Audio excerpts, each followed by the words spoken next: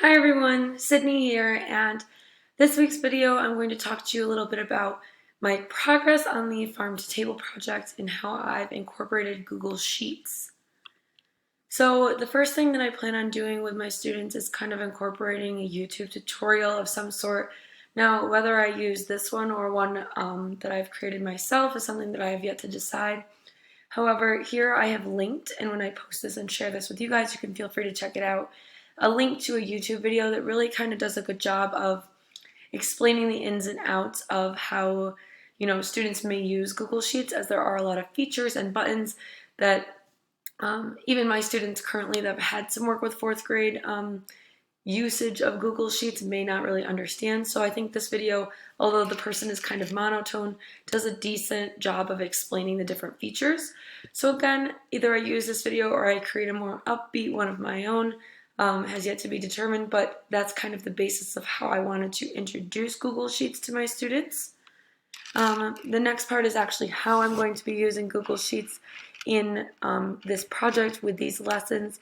Really, Google Sheets for me in this case is just a shared platform, almost like a note-taking observational log for my students while they're actually growing the crops in our student garden. So they're really just going to be able to share their data, their observations with other students in the public. So I've kind of created a mock one here.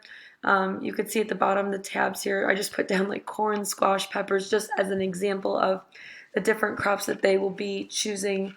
They'll research, they'll choose the ones that they feel fit our environment best, and there'll be log tables here where they'll plug in the date, how much water in milliliters that was given to the plant or the rows.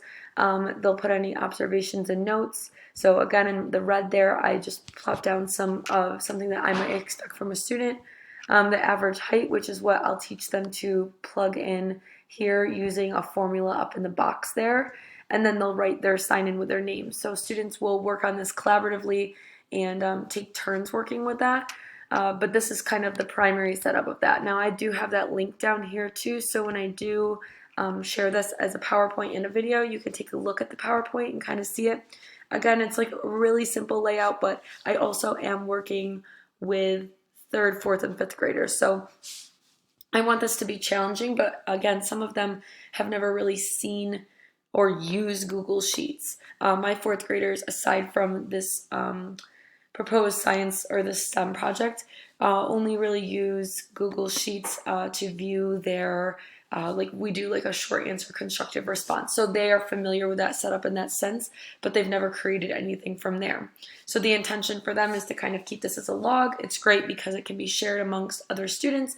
It can be shared on the website with the public, and towards the end we can take that average height, or we can do the height, we can show them how to create graphs and charts, and it's just a really great way to digitize that data.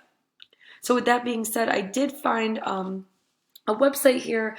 It's the Teaching and Learning Team. It's just some EDU Lab website, and I found this article really interesting just because with COVID and all these advancements in educational technology, it kind of said that, the 6 reasons you should be using Google Sheets instead of Excel. So I know that for me, prior to my master's, I was really adamant on using PowerPoint and everything because there are some features of PowerPoint I do favor over Google Slides. However, since then, that whole Google,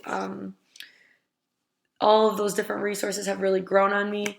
And I like that. Obviously, we can link them and we can share them and all those different things. So this article just kind of focuses on that and how, Google Sheets, instead of, using an Excel or a paper-based type thing, being able to use Google Sheets with kids this young, we're again promoting that collaboration.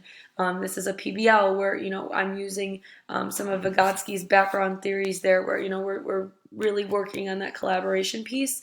We're talking about revision history, so in case students mess up, or I have the power to go back and look at different things of what they've done and when.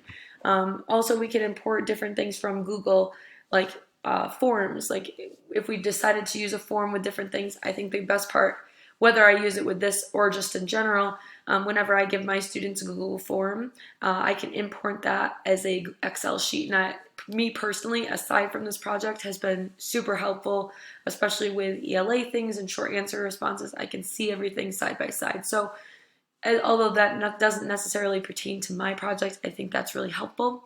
But again, like I stated before, they can take all of that digitized data and create graphs and charts right then and there at the drop of a hat. And then of course you can share it. So I wanted something that the community could see, that students could update the community with. It's a live link, it's updated daily. So I think that having that opportunity for the students to share their work like that is really beneficial. Aside from the Google Sheets, I'd also like my students to create some verbal updates via Flipgrid, but that is another technology that I'm diving into simultaneously, as I've previously talked about Google Slides and now Excel Sheets. In the Minecraft, the Flipgrid videos are kind of just a verbal way for students to kind of share their thought processes and how things are going. So that is just kind of what I've been up to, and really what I've been doing with Google Sheets. I'm excited to see how everybody else's projects are going.